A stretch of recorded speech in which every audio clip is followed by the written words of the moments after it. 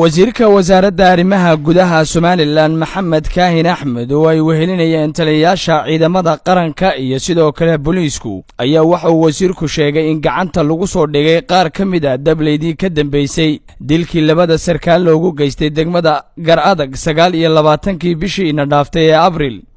waxaana uu wasiirku sheegay in saddex ka mid ah dableydaasi gacanta lagu soo dhigay waxa ilaa iyo maalintii shilkaasi u dhacay ilaa iyo maanta ku jira hawlgal lagu baadi goobayo raggii maxaan ku dhahdayay fuliyay hawshaas saraakiisha ku geeriyootay iyo dadkii kale ee maxaan ku dhahdayay gacan saarka la lahaa maanta waxaynu gacanta lagu hayaa saddex ka mid ah raggii hawlgalka fuliyay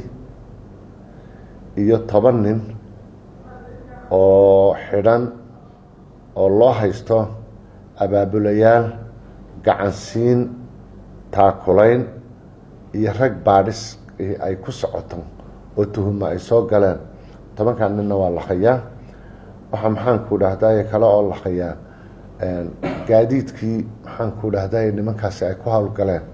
na waa la hayaa 4 gaari oo ka mid ah gaadiidkii lagu hawlgalay iyo hal gaari oo gaadiidkii maxaan ku dhahdayay hawlgalku markii uu dhacay taakulaynta maxaan ku dhahdayay sameynayay intaas gacanta lagu hayaa baadhitaankii baa ku socda maxaan ku dhahdayay sharciga maxaan ku dhahdayay ayaa la horgeynaya waxaynu ognahay deegaanka qaranka reer Somaliland waxaynu nahay qaran curdina oo aan caalamka la aqoonsanayn wali dawladdeena Somaliland sifaha iyo qaabka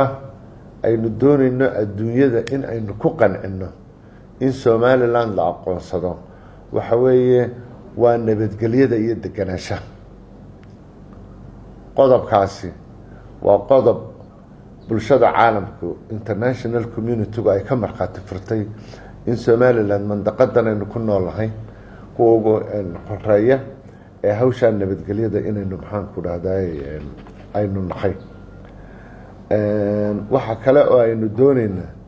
in aynu maxaan ku dhahday adduunyada ku qarcino nidaamka dawladnimada hanaanka aynu doonayna inaynu maamulo inuu isaguna noqdo mid adduunyada indhaheeda inagu soo jeediya oo aynu maxaan ku dhahday ayna hawsheeda gallo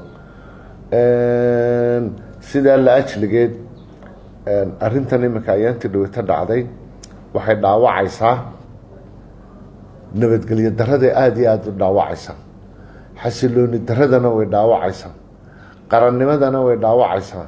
Cabdirashiid Cali Barre Saab TV Hargeysa.